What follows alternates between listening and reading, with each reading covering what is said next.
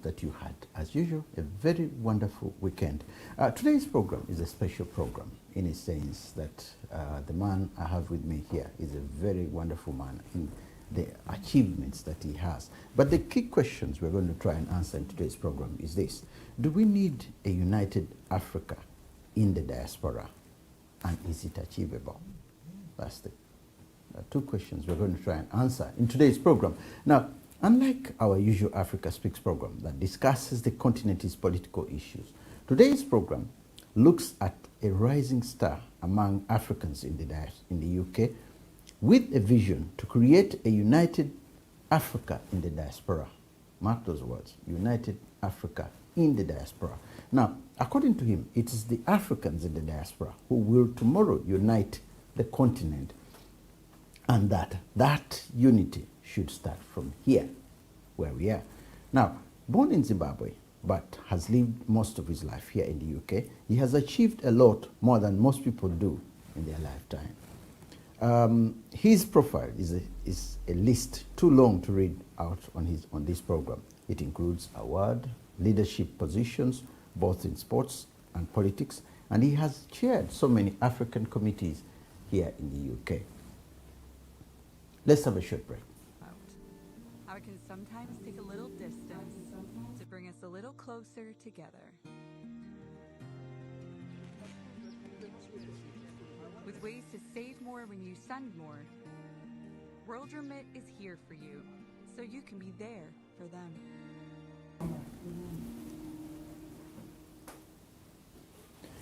Welcome back. Mr. Marshall Cole, the chairman of Zimbabwe's ruling party, ZANU-PF, here in the UK and Europe. Welcome to the program. Thanks for having me, Steve. Can this vision be achieved despite the divisions we have as Africans at home and abroad? Can the vision of a united Africa in the diaspora be achieved despite the divisions we have? We can't deny it. We're divided. We are divided so much. In fact, you can get a pen or whatever, a knife, and cut us into several halves, you know, in terms of the way we are divided, Zimbabweans, Ugandans, Kenya, Tanzania. But can that united Africa in the diaspora, can it happen? Yes, indeed. I'm very optimistic, and I've got drive and energy to ensure that we achieve maximum collaboration and integration amongst all the diaspora communities here in the UK. Mm-hmm. It's my view, it's my hope that we are able to come together under perhaps maybe one organization or one formation where we can share ideas and start to develop using the different capacities we have from our different communities. I am a strong believer of collaboration and integration, and I strongly believe that the UK in particular presents us as Africans a good opportunity for one of the most smartest or brightest people to come together and network and develop strong partnerships that will translate into greater energies back at home in terms of contributing to development. I think my experience over the last 20 years, I've seen a lot much more collaboration amongst the different African communities here. 2 weeks ago, we were hosted by the Cameroonian community in Dartford. They invited us to come for a community engagement.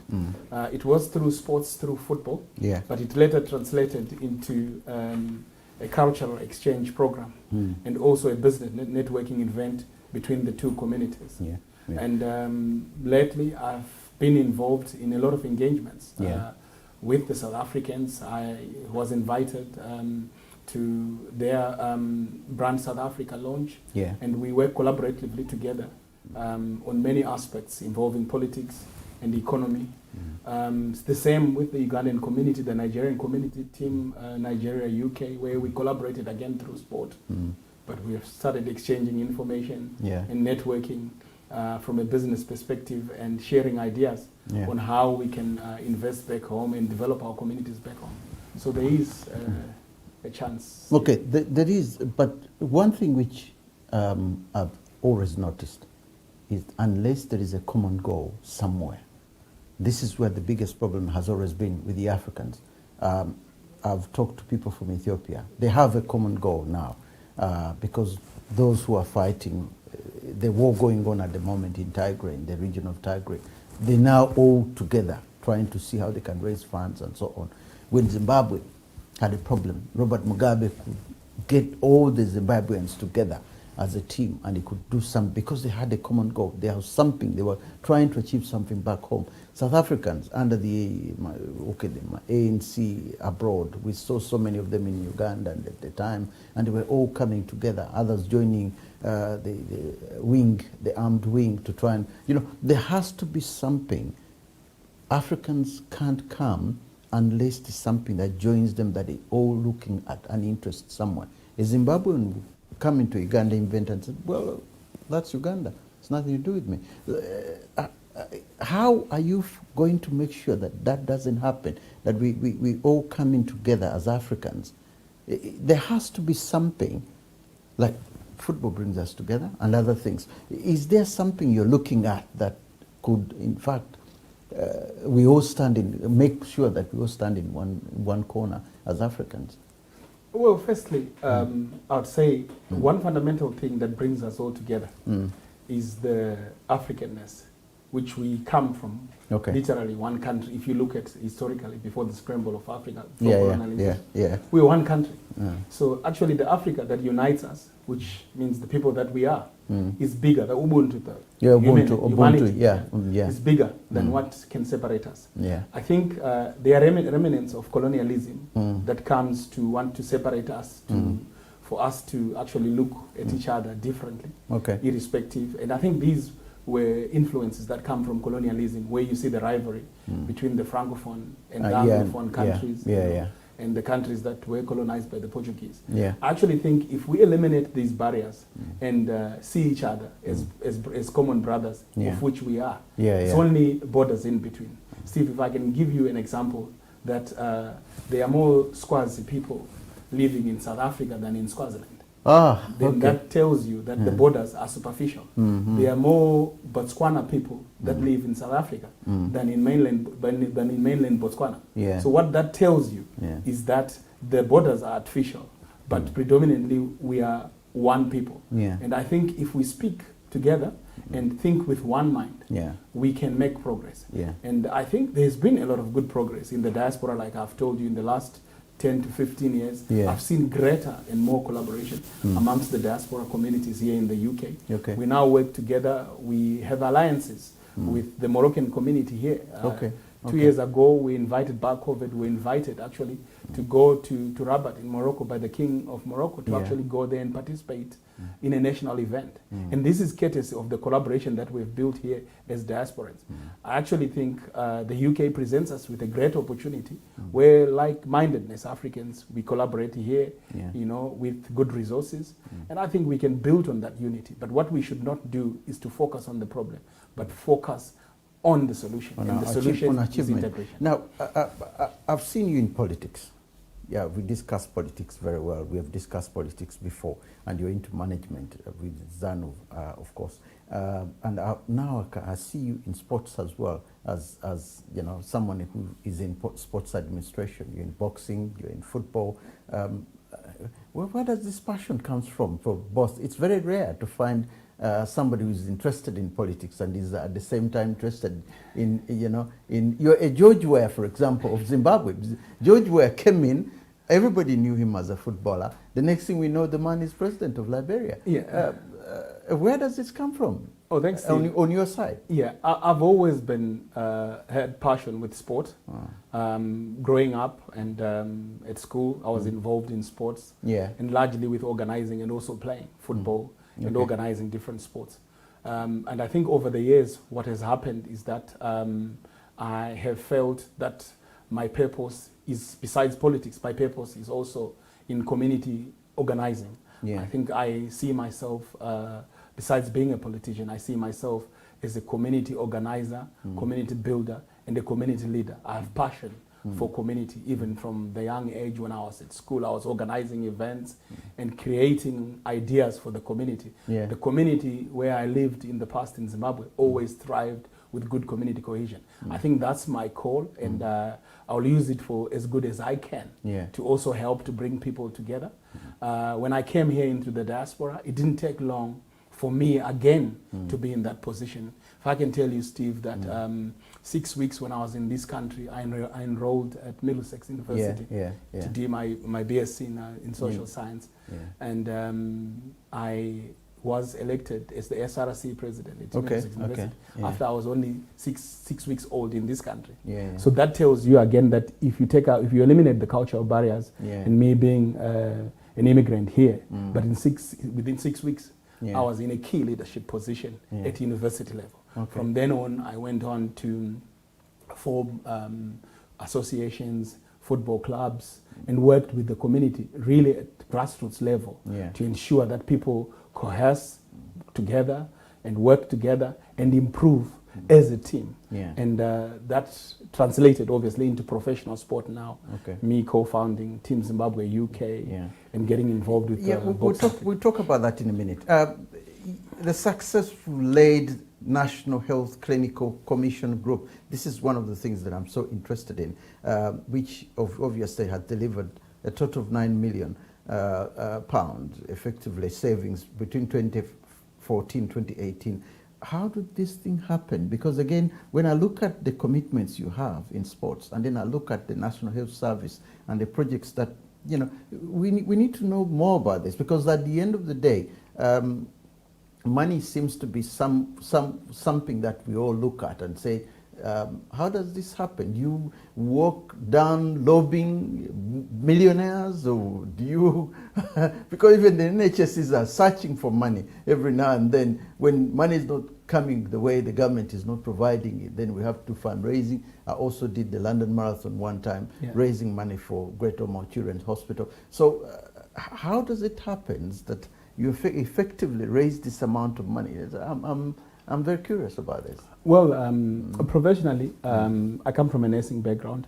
And then later, professionally, I worked hard myself when I was still a professional, when I had not embarked on business.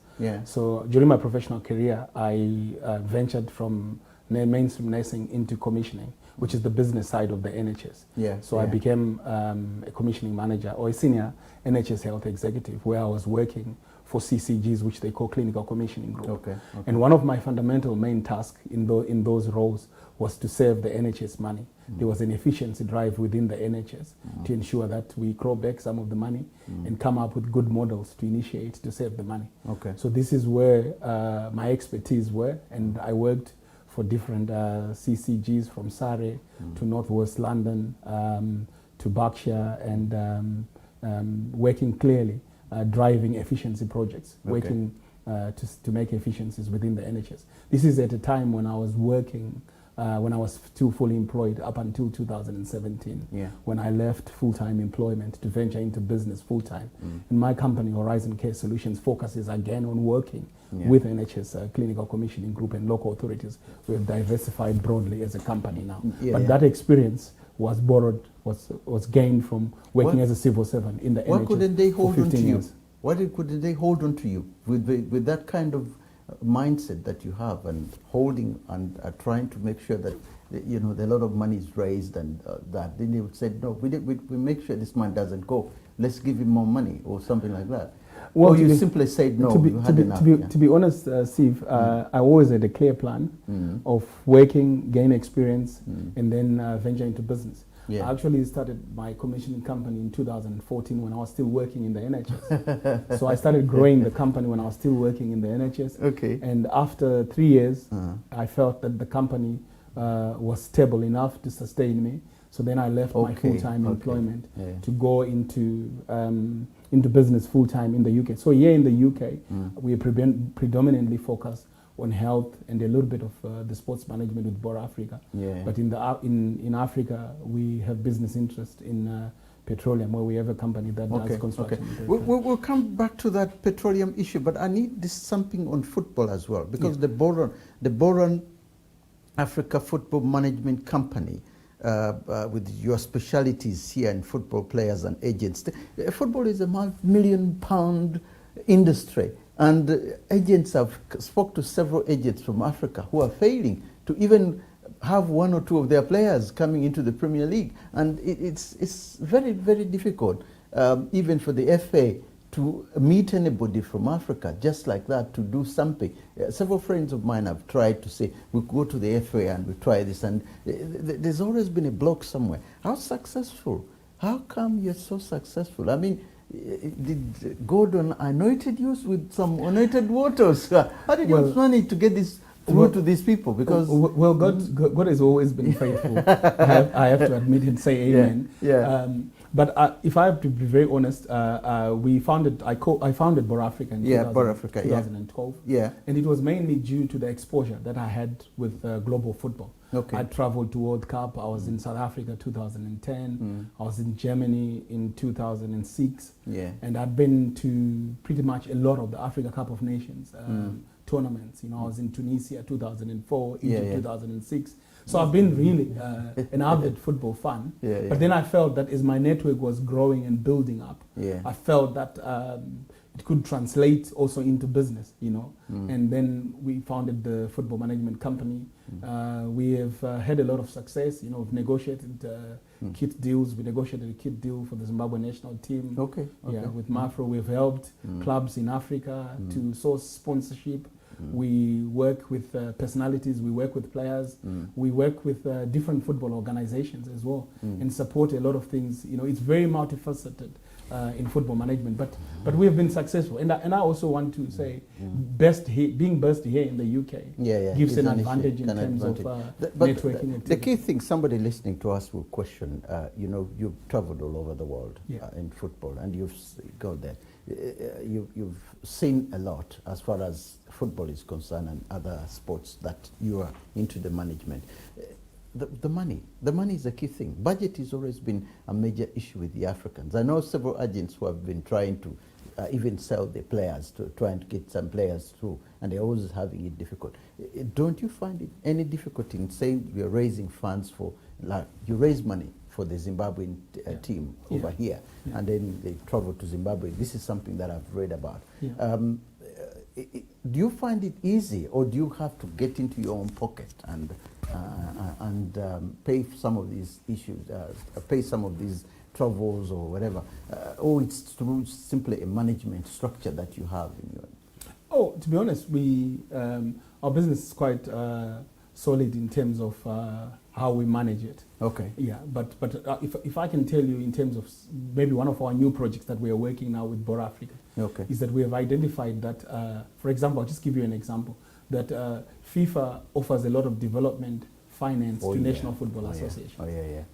So what happens in global football is that maybe the English FA and a lot of the European associations, they are very astute in terms of putting up project proposals to tap their development finance from FIFA. But what you find is that because of lack of information and depth of expertise in Africa, a lot of African football associations have not utilized their development finances by failure of putting together the project proposals that are needed to unlock the finance.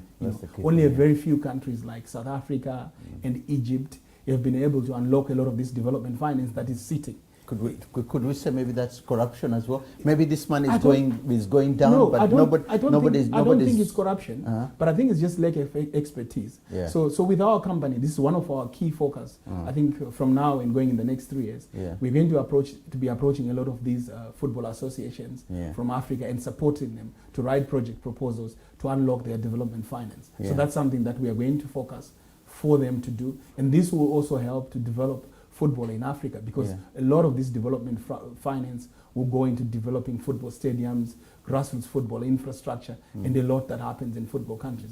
So that's something that will be focused on. Have you also worked with the Olympic Committee? Because the national Olympic committees of various countries and the World Olympics, the Olympics as well, at one point they were inviting those who are interested into. I remember during the London 2012 Olympics here, there was a huge race, and I was one of the journalists who covered the Olympics, and we were also being asked if there is anybody who can actually work with grassroots within, not just within Africa, but all over the world, and help athletes and And a couple of people turned up for Ghana. Yeah. A number of them were from West Africa, but very few from the Eastern Central African region. But I'm curious, have you worked with the Olympic my involvement with Olympics Mm-hmm. was in 2012 when we had the London Olympics. Yeah, the London ones, yeah. We, as diasporans, Zimbabwe diasporans, we formed a committee which helped to host our Olympic team here. Yeah. So we did fundraising for our Olympic team. Oh, you did fundraising? Yeah, and our para-Olympic team, when they came, Yeah, yeah. you know, we were able to raise quite a substantial amount, and we hosted our Olympic team together with the embassy and allowed the community to actually come and meet the athletes. Okay. And we unveiled the program for our athletes so that people could go and attend. They were aware. So that was my involvement with the Olympics. But I think quite recently with Bora Africa, we have also been involved in trying to negotiate selling some of the TV rights for Tokyo. Okay. But unfortunately, because of the low attendance due to COVID-19, that hasn't worked very well. But we had, as a company, we had put bid to sell the TV rights for Olympics in Africa. Okay. And it had been accepted with our partner France that we work with. But unfortunately, due to the low attendance, which has affected coverage, then that deal did not materialize well. But it's something that we had worked hard to pull to achieve. Boxing is one of the areas that I'm looking at, and I've seen a number of course, reading about Derek Chisola, I think so, and Charles Munyuchi, some of the boxers that you've worked with, who are successful professional boxers. Does this mean you're leaving the amateur ranks and moving into the professions as well as part of a team that your organization is to do? When I looked at it from a football level, now I'm looking at it from the boxing level, and I'm thinking, well, this guy is trying to be everywhere now. Is this pass from your interest? But at the same time, how is it that some African agents, because the key question has always been where African agents have tried even to promote boxing here in the UK. I remember the South African Sugar Boy Malinga came here, and I met him at the club, and he was saying, well, he had to get a British agent in order to organize a number of fights that he had. I think one with Chris Eubank, and then he fought another, Nigel Bain as well. But without a proper agent from Africa. Now, African agents who have got good boxers in Africa, several of them, in fact, Zimbabwe and Zambia and even Uganda. The Loti Mwalis from Zambia had problems when they came a long time ago to try and play boxing. The Yubu Kalule from Uganda. The thing is the games are encouraged by those who are best here. But I can see you as a successful person making a breakthrough. How does it happen? Yeah, we have interest in boxing, and we have a company called Box Africa Limited. Oh, okay. Yeah. Okay. And again, my passion for boxing comes from family. I think my father used to be a boxer. All right. So, all right. Yeah, so he told me many stories. I played the game. Okay. But I wasn't so I connected with boxing at amateur yeah. level myself. And then as I grew older, I've always had a passion for it. And again with boxing, I've worked with Charles Munyuchi. The welterweight, Yeah, the welterweight, WBC, silver welterweight. Yeah. He was a champion. He was once at some point in the top 5 in 2013, Took him to Russia, we defended the title, took him to Italy, we Yeah. defended the title. We were very successful when I was worked with him for 3 years. And the 3 years I worked with him were the best he was. He was being managed by a boxing promotion company called Oriental Quarries from Zambia. But does it still exist? Because most of those companies that were the East African are no longer existing. No, it does exist actually now, Oriental Quarries. Charles has since started his own boxing academy, so he's self-promoting now, but we are still in touch. We had 3 very good years, and I'm lucky to say that I'm honored to have worked with him. In the 3 years where he's most successful. I've also had dealings with Derek Chisora, former British heavyweight champion. Derek was like a brother to me. I came in to help when he was going through a very difficult time. So I came in also to support him. I've watched a couple of his fights. He lost a couple of them. I came in also to support him, to work with him, to instill a lot of belief as a brother, and to work and just try and change things as well, and support with his rebranding of his image into Africa, and making him also feel that besides being British, he's also Zimbabwean, because he was born in Zimbabwe. So we did a lot of good work, which all translated into charity. The key thing is the difficulties with the governing bodies, because this is where most of Africans fail to make ways in, is the governing bodies have got structures, as I said. African boxers and they have African promoters find it difficult to even walk in here and get be given a license to work as an agent. It's difficult. It's difficult. Nothing is easy in life, Steve.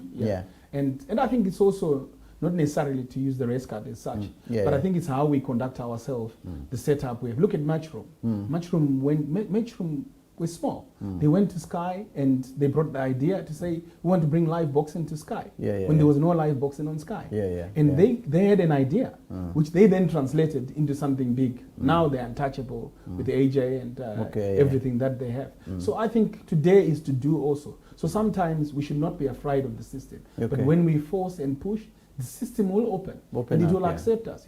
So what we need is to ensure that we push in a lot more black promoters. I've worked with Ambrose Mendy, who's a renowned boxing promoter. So for me, he's been my mentor in boxing. So he's the one who opened a lot of avenues for us. My first meeting with Matchroom was actually facilitated by Mendy. By Mendy. So again, it's about networking, collaboration, and also having belief that we can conquer, and that has helped us. So if I look back at boxing... How about a question of sitting back and say, hang on a minute, we have an organization in Africa that is catering for African boxers, and nobody goes beyond this, the way it is here, nobody, unless it comes in through us. Now, with football, it's something similar. You can't simply bring a player from Africa. You have to pass through some of the agents here. Now, who have the licenses here. Now, if we have something similar on the continent, I said, no, you can't take an African footballer unless you use an African agent.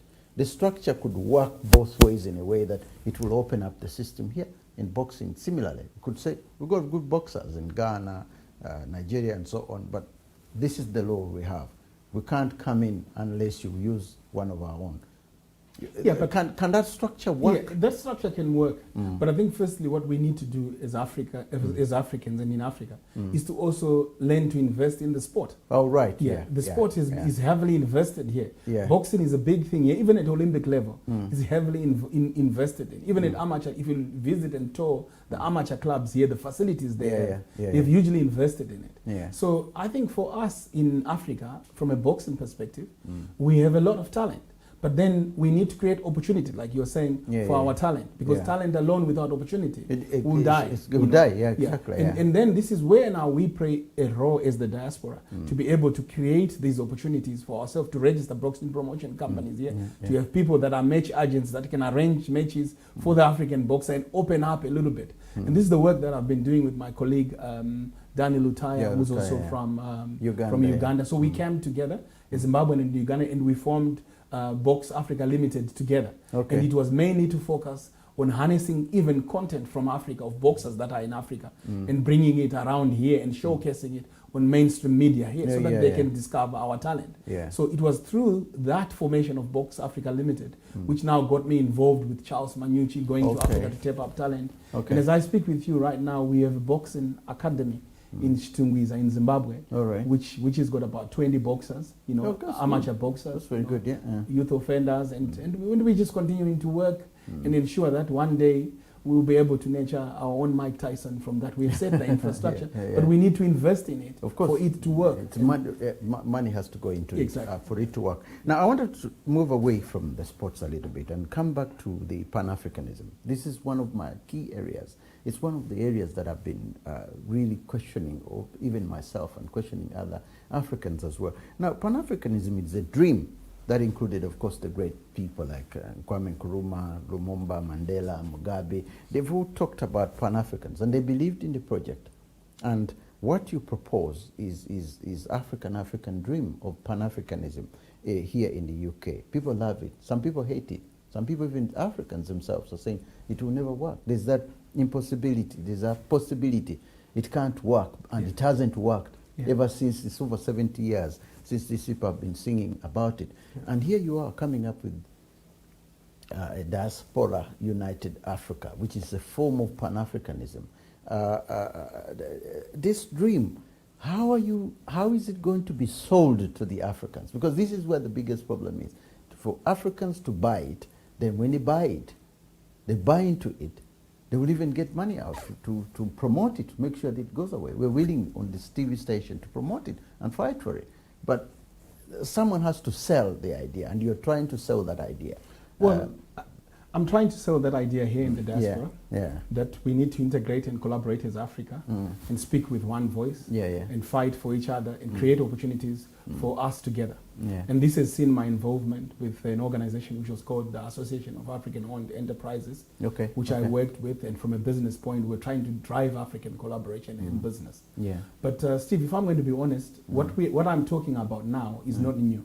Yeah, it isn't. If you look back in 1963, there was a huge debate between Kwame Nkrumah and Julius Nyerere. And the huge debate was that Kwame Nkrumah, the late Kwame Nkrumah, was advocating that Africa should unite then. And then Nyerere was saying that no, we should start with regional blocks and then later do it brick by brick until we get there. And unfortunately, the visionary Kwame Nkrumah lost that debate. And it has seen us where we are today, that we have a lot more African states that are weak economically.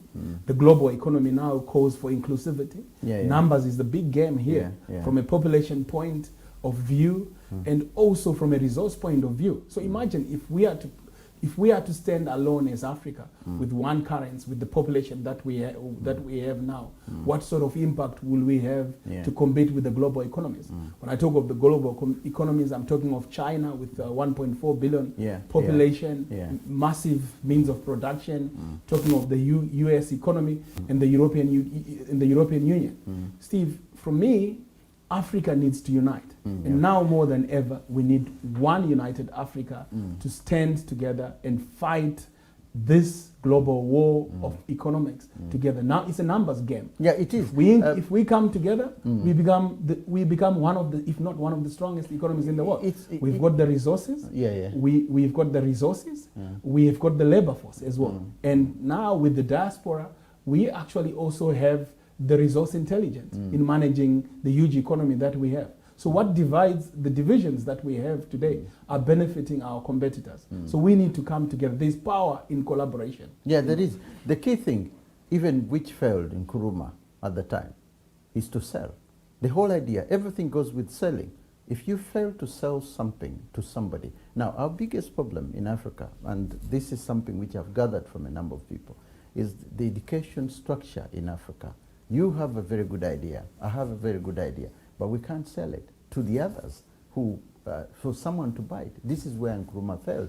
He tried to sell the idea to the top people, and it never went down to the lower people on the bottom. And it's the same. Similarly here, you have an idea of the diaspora. Now, the diasporans who are here to buy the idea, there has to be something that sells, that goes down, and they said, oh, I think we like the idea. This is how much we're going to get. Because what is in our heads at the moment is how much money am I going to earn? Is that going to pay for my if we look back to developments from AU this year with the agreement of the Africa Continental Free Trade Area, I think that's a very good yardstick of measure of progress.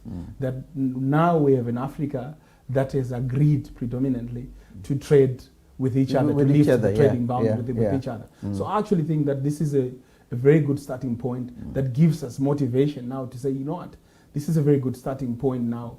There is greater collaboration continentally in that we are viewing from a trade perspective, we have united in terms of that, you know what, let's open up trade within ourselves. And if you look back, our disadvantage actually is that our intra-trade as Africa was largely in 2019, it was standing at about 16 or 18%, which then disadvantages us because we need to work together, and take the barriers away and collaborate and grow our economies, take away the restrictions of freedom of movement of people that promote the growth of the economy. So I actually think it's achievable. But where I think the diaspora plays a role now is that the diaspora comes with the advantage of the financial power also. To be able to leverage and support and lobby from a policy perspective. So this is why I actually think that diaspora collaboration, which focuses mainly on this, can actually be a key game changer.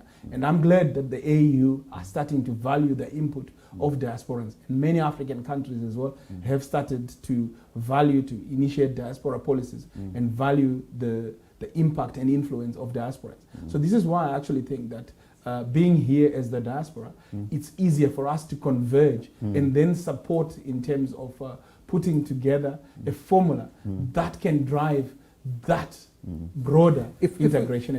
If we get an organization like what you have, you create an organization of Africans, like the Ghana Union, for example, or the Africa Union in a way, and then you get members to come in.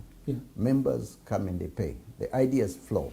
And then we say, if money has to be channeled back to Africa, go through us, or remnant or whatever, go through us, then they will know that there's a power behind that organization, because it's much easier to say, we speak as a group, because we have the command of the amount of money that we are sending back home. Remittances. The remittances. So that voice will be heard. But as long as they are separate, because even now, as I speak, the Ethiopians, the government of Ethiopia started listening, because the Tigrayan people are speaking with one voice. They are raising funds to even continue with the war, and so on, and their own, and so on. Because I've had them here, and they said, oh, if we say we are meeting tomorrow at Downing Street, the entire group will turn up, and then the money that they have raised now. Because of that, the government has started listening in Ethiopia. But imagine that's what I'm saying. If we get that as an African, and we are in a group, and they said, well, how many are we here? About 10 million? Someone will listen, and then it will become easier. But other than that, it's going to be very, very difficult. No, but to be honest, this is what we are driving at. This is what we have been pushing. Like, if you have cited a very key, important issue of diaspora remittances. If you look for country alone, in Zimbabwe, if you're looking at diaspora remittances, in the last financial year, they were standing out around 1.4, 1.5 billion alone for Zimbabwe, diaspora remittances. And if we look at other countries like Nigeria, even Uganda, Uganda with the money was quite a lot. So what we are saying is that if we as the diaspora come together in convergence, we are going to be key policy enablers that are going to enable our government by sharing information and education to build up towards this integrated greater African economy that we want to build. And I think the diaspora has got more political say because of our financial contribution into our countries. So we can drive that. So this is what we've been talking behind the scenes. I can't say much now because obviously I've not been given authority by my other colleagues that we are working on. But I think quite soon we are trying to come up with a very good structure that may unite most of the different African organizations. And it's not that the organization that we are trying to bring will have much say, but it will be just a unifier of all the organizations. They will come in and feed in as clusters into one big body. That voice will be big. Now, there's something I want us to draw our attention on again, which is something that has been, it bugs me every now and then when I read about it. It's something to do with the men. Okay, we have youth organization, we have women's organization, and as a person who has worked in the health industry, you should know this, I think. A lot is being done to, there's a lot of potential with the men, but that potential is not properly used. Now, there are so many women's organizations, there are so many youth organizations that are doing their level best, but there are very few men organizations that are helping men's health, men's who have had problems with wives at home, the domestic violence, so on. You find that the majority of this, especially even in Africa, they don't exist. Now, we are talking about integration here. We are talking about this and that.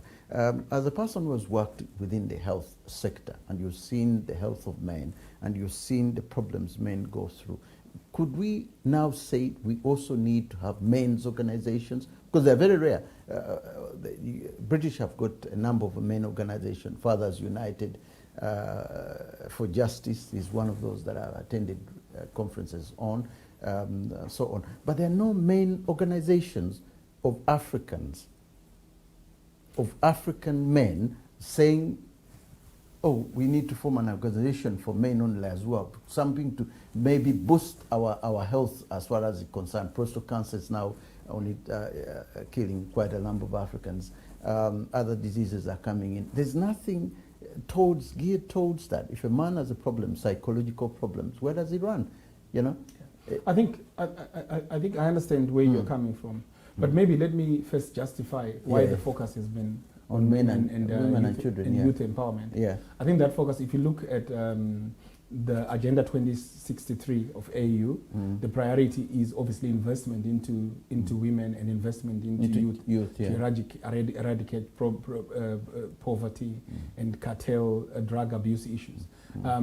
But if I look, for example, from a UK perspective, I think I can safely say that there's been a lot of drive from organizations like the Terry Higgins Trust. Terry Higgins We've Trust, worked with them in the past. They've been focusing on men's sexual health, coming in to do... Not African men, though?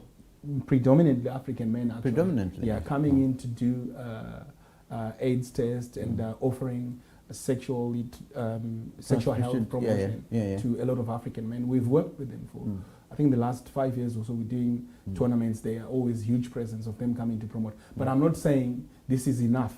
It could be more. And then if you look even the work that we did with Prostate Cancer UK, they engaged us predominantly. I think 4 years ago they engaged us because they felt that there was a gap in black African men actually being part of the health promotion of Prostate Cancer UK. So they brought us in, and at some point I actually worked as an ambassador of spreading awareness to prostate cancer, in the African community. And that work still continues now. We still collaborate, we get invited to events. But I think certainly I can see where you're coming from, that we need to do more to ensure that we support people as well from mental health and also social and physical health as well. I think it's important. I think it's an area which needs a lot of attention, and different diaspora focus group focus mainly on business, and very few of them decide to focus on health. I think we also need to have a mind shift to say, okay, business is important to think about making money, but we should also have organizations that look after people.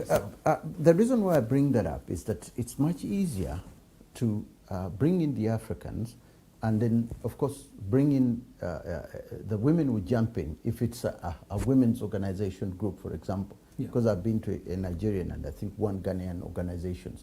These are organizations that are predominantly women organizations that are caring for children and that are caring for families and stuff like that. And you're going to find that 80% of them turn up if it's a women's event. Now, if you get the men's event and say, look, we are getting men, because this is one way in the diaspora you can collect the men. If you have something that concerns them on their health, you can easily sell the African project to them because you've got them in numbers coming in for the health reasons or for other family reasons, and then you can easily sell the projects to them. Another project concerning Africa, because you've got them in one area. I think that's no, without a doubt. If you have that angle, I think there's permutation and scope for that. I remember when I was working with the African Nations Cup UK. That was always been our priority. Our priority was good community cohesion, bringing people together, and then finding out how we can network from a business point of view, and also fitting in health promotion within that facet as well. And I think that project was a success, but it needs lots of investment as well. And I think one thing which we have neglected as communities also is to invest in our health, because it's very fundamental to focus in investing in our health. I think most of our networking has been business driven, and there's not very few active organizations like the Terry Higgins Trust that also focus on the physical health aspect of African men here in the UK. Now, I want to find out from you. You're an achiever, a very successful man. Thank you. Politically, commercially, in the ventures you've done, and also in sports, the management structures that you've set up. is there a secret to success? Is there a way in which you can now advise, any of our listeners here? There are so many people who are viewing us now, and they're saying, well, how does this man do this? Is this something, where does the drive come from? And moving from one organization to another, moving from jiggling about, I think this is commonly, women do it. They can jiggle 2 or 4 tasks at the same time. But here you are, you're in sports, you're into politics, you're into health, you've raised the other national health of 9 million. Almost everywhere, as I look at what you've gone through and the awards that you've won, there must be something. That's I think maybe if I can say that, firstly, what is important in our lives as human beings is to when you're lucky to be here on earth, the most important thing that you need to do is to identify your purpose. Okay. And identifying your purpose is not finding a job or finding employment. Identifying a purpose is finding something that is important. That you're good at. That you are good at. Yeah. Where God has deployed you. Yeah. Where when you start to work on that thing, the impact on other people's lives. So in my own world, success is not success unless what you do impacts other people. Okay. So if you look at my projects, they are all centered around community development and community cohesion. Look at the boxing, helping youth, young offenders youth to develop, to meet together with boxing. Yes, there's the commercial aspect, but the fundamental is the community thing. Look at football, what we have had, grassroots community, bringing people together here in the diaspora, diaspora community together so that they can relate well. Because when people relate well, they can work together, they can develop. A community cannot develop when there's disharmony in the community. And of course not. So the one most important fundamental thing to do is to make sure that you bring people together. Once people bring together, they can relate together. Then they can develop together. Even when development comes in a disunited community, it won't progress. So if you look at my football work, again, it's centering on community building. And then if you touch on the business aspects, a lot of our community social responsibility is again investing back in my local community in Goromons, where I come from. A lot of community projects and community effective. So I actually believe that my purpose is to bring people together. My purpose is to be a community organizer, a community builder, and a community leader to lead communities at grassroots level. Yes, this is the call for politics. Yes, it's important. It has to be attended. But my fundamental goal and objective is to ensure that I serve my community first before I serve my country. And I can tell you that I'm doing my apprenticeship now. I'm serving my community now. Yes, the future holds something in future. But for now, my work, the last 20 years, has been grassroots community, supporting football. And now we are moving with football from grassroots to national projects, building the national team with diaspora professional players. But everything, when you look at it and you analyze it with the magnifying glass, it's pretty much very non-remunerative work. But then the network is creating of course, the commercial. The biggest thing is the network. Now, a friend in the media, I asked him a few questions yesterday before this interview, and he was telling me that he makes 3 descriptions of 3 words that 3 other sentences that can describe what you're trying to do. The first one is decision making. You're a decision making person. This is according to a Zimbabwean colleague in the media who I spoke to yesterday. He said, look, Marshall Cole, you are talking about decision making person. You are talking about a policy making person. You're talking about a skilled person, and then you're talking about a diplomatic person, and then lastly said you're talking about a social responsibility person who is a social responsibility person in society. He made those 4 descriptions as far as you're concerned. Where do you put yourself? You believe, was he right in the way he presented it to you? Because the 3 words, the 4 sentences, decision making, policy making, skilled person, diplomatic person, social responsibility. You very rare find such characters in description. Somewhere, somehow, there is something which is missing. He could be that, but he's not this. How come you have everything? as he says. Well, thanks. I'm very chuffed with this description. See. Yeah. But I can say that if I look back at my life in the past 25 years or 23 years that I've been here in the diaspora, I've had a lot of relations working with the community. Wherever I've gone, I found myself again involved in some capacity in community building, even at church. When I went to church, I found myself again being involved in decision making as the BOT, the Board of Trustee Chairman in my church, you know, and it's a position that I never campaigned for. But again, I was asked to serve and to do it, and I accepted it. Okay. You know? And then come also to politics, it has been the same thing as well. That I never really went into politics wanting to assume a position of leadership. But I think it's my colleagues that I work with that saw the leadership in me, and again agreed that they wanted me to take the difficulties. Yeah. These all areas require difficulties. And when you to make a decision which is going to satisfy everybody. I mean, diplomats sometimes make decisions. Skilled people sometimes make decisions and they don't work out. Community people, sometimes the decision is made and it doesn't work out.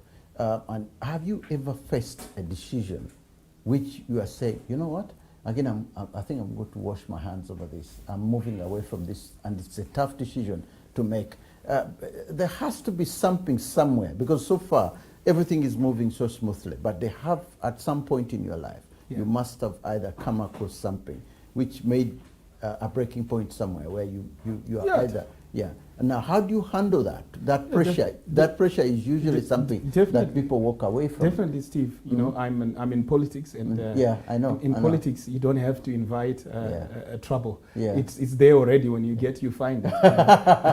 So I remember within the Bale here when we were debating with the Bale here. I think of course, there were other. For me, one of the most difficult things is to maintain your calm and your composure. Okay. When perhaps maybe you are being assaulted as a person, or you're being undermined, or you're being unjustifiably discriminated against, or unjustifiably being fought with forces that are unconstitutional. Okay. And again, you know that you are right, but at the same time, you still have a relationship, you still have a responsibility to manage those people that are attacking you. Exactly. Because as a leader, there are still people that you need to look after. Exactly. So for me, the biggest trial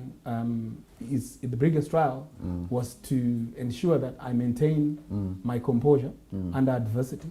When there was need for me to lash out in response, rightfully so. But I've had to maintain my diplomacy and continue to lead people that are fighting me with a smile. I think that has been my greatest lesson of leadership. That sometimes you don't have to prove a point to say that you're a leader. Even when people push you to the brim, do as much as they can do, but you ought to focus on the goal. And focus on the goal and not take things personal, and accept that those differences are bound to happen. But maybe take those setbacks and use them as startups again to push your agenda forward and to maintain that you don't lose focus in the midst of the storm. And that has been the difficult challenge. Now another big thing which I'm a bit surprised on is it could be within the party as a person, as ZANU representative here. Have you ever had a situation where the party itself is telling you, this is where we want us to go, please, and in your mind, you know very well, you don't want to go into that direction. You feel that the conflict of interest with your conscience and that of the party. Have you ever been in that situation? Because I've had a Ugandan who was chairman of a party here, and he was really pushed in a corner by those who are above. How did you deal with that situation then? I've had challenges since I took over as the chairman of the party. Obviously, there were some people that who didn't like, who didn't like the idea of me being chairman. So obviously, they did what was right in their own way to try and get you out of the way. Try and get me out of the way. But one thing I've learned from that experience, Steve, is to remain calm and focus in the midst of the storm, in adversity. One thing I've also learned in politics is that even if I'm not happy with the decision of my superiors. Yeah, yeah. I should always communicate my disagreement using the right channels. Okay. I should never use a platform like this to address my superiors in politics, because I have access to media, then I can say a lot of things. Yeah. I think one thing that I've learned in my political journey is that no matter how challenges come, but you don't wash your dirty linen in public, or use a platform like this to denigrate my leaders. But when challenges come, we use the right channels, which is the right channels which the party provides for disputes to be resolved. And I've resorted to that. And sometimes it's difficult because other people will use the media to assault you, and you feel obliged that you have to respond in a certain way. In the media. But I've been able to control myself and to use restraint to ensure that we focus on the main objective, which is building the party.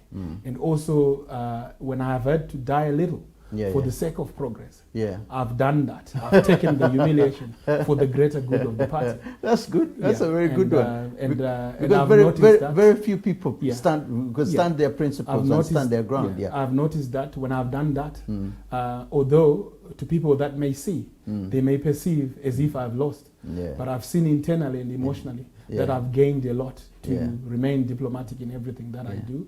But these are challenges. We are in politics, and we grow through challenges.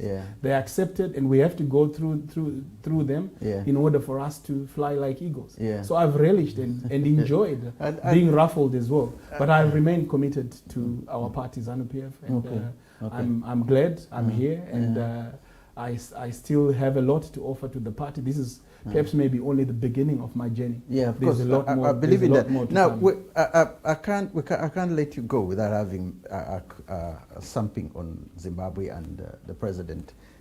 When President Eddie Mnangagwa came to power in 2017, after succeeding Robert Mugabe, he declared that Zimbabwe is now open for business and open to re-engagement. Have these two metro been achieved so far now, as far as Zimbabwe is concerned? Because most people were saying it's one thing getting the other man out of the way, but is it one thing? Did we just get Mugabe and then replace Mugabe with him? He said this statement, but when 10, 15 years after Mugabe, is everything open? Is Zimbabwe really open for business? Why is there still some nagging feelings here and there? Although white farmers have got their land back, some of them have even got money. There are arguments from people like the Bele PPF about being dissatisfied. There is a lot going on. How can we now look at President Mnangagwa's government and say he's going in the right direction, and ZANU-PF is in the right direction? I mean, as a chairperson there, you're going to find, I don't know, maybe you know certain things that the rest of us in the media and other parts of Africa don't know. Is there an achievement? I can certainly confirm. Post-Mugabe? I can certainly confirm that there are a lot of achievements post-Mugabe. Since 2018, when our president won the elections, there's been a lot of progress in stabilizing our economy. Our economy is now stable. When the president took over, we're using multi-currency, we didn't have our own currency. But I can safely confirm now that our economy is stable. We now have a currency. And in addition to having a currency, local trading currency, our government actually has a surplus, a budget surplus, which they are using to reinvest into infrastructure. The date is a key thing. How is the date disappearing? Is the date still because there is a huge date with China, and there's another date with the IMF. I can tell you that most of some of our infrastructure development projects are actually being leveraged by local resources. There is less borrowing.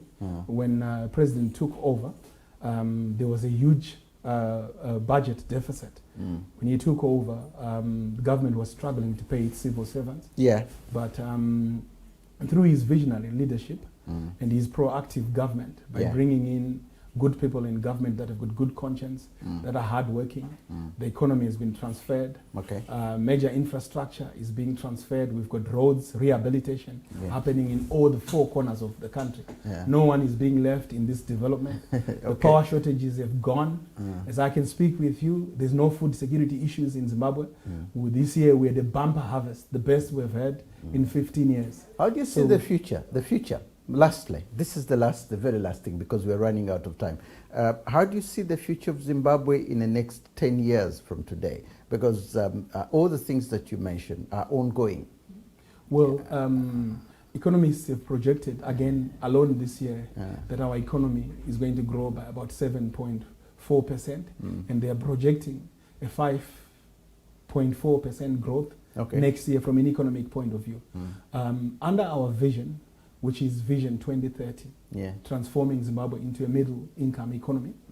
We hope that by 2030, Zimbabwe will be a middle-income economy, which means the majority of people will have been lifted out of poverty. How is this going to be achieved? This is going to be achieved by policies that are pro-people. This is going to be achieved by good governance. This is going to be achieved by good fiscal management of managing investment towards the people. As I can tell you now, Steve, our government has been very much focused on investing in its people, investing in its farmers, investing in capacity utilization of industries being resuscitated, investing in housing, investing in sanitation, capacity building of dams, building of schools, investing in the key sectors of the economy, investing in mining, investing in agriculture. As I speak right now, we are flourishing. Can I say President Mashoko now? No, it's President Emerson Mnangagwa. Come 2023, we are rallying behind our president. I understand. We are rallying behind our president. Do I see a future President Mashoko somewhere in the future? You can never assign yourself a title. Yeah, I know. No. It's simply say, I'm looking at it, the way you've made the description and everything. I know the president is still there. But am I looking at the future president of Zimbabwe? You are looking at a future Zimbabwean who cares about his country, who want to make sure that his country develops and become prosperous. It's people who make the decision to elevate you. You don't make the decision to elevate yourself. No. All I'm saying is that decision could possibly be... I've made that decision. I'm a person, and I'm trying to because I can see a future president here. Well, what I can tell you is that you can see a passionate Zimbabwean who in years from now will continue to serve his nation. Okay, I just want to say thank you very much for coming here and telling us all about the issues you've mentioned, and I do hope that a united African in diaspora will happen definitely under your leadership. I just want to say thank you very much for being with us on the Africa Speaks of today, and I do hope that you'll be together again next week for another edition of Africa Speaks. Thank you, and may God bless you all. Thanks for having me, Steve. Thank you. Thank you.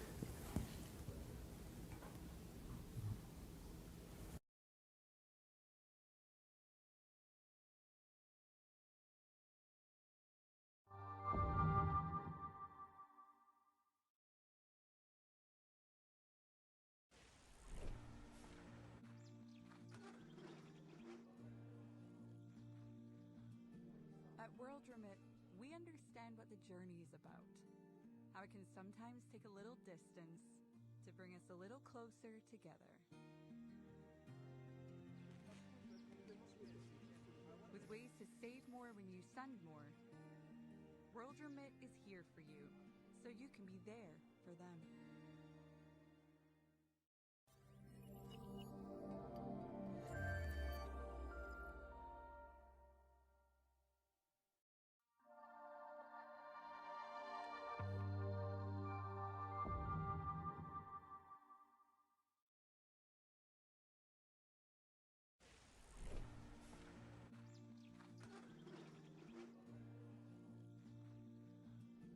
At World Remit, we understand what the journey is about, how it can sometimes take a little distance to bring us a little closer together.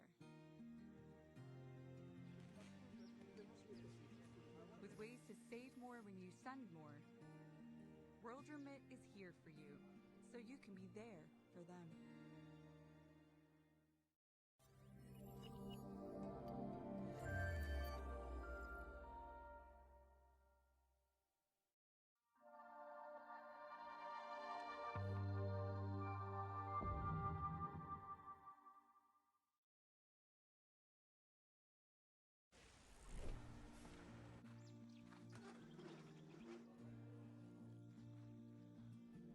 At World Remit, we understand what the journey is about, how it can sometimes take a little distance to bring us a little closer together. With ways to save more when you send more, World Remit is here for you, so you can be there for them.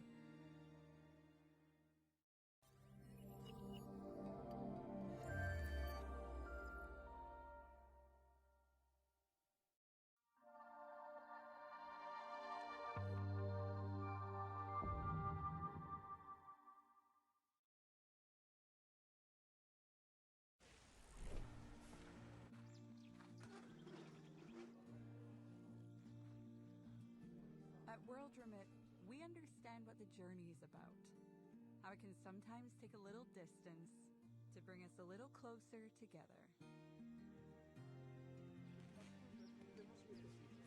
With ways to save more when you send more, World Remit is here for you, so you can be there for them.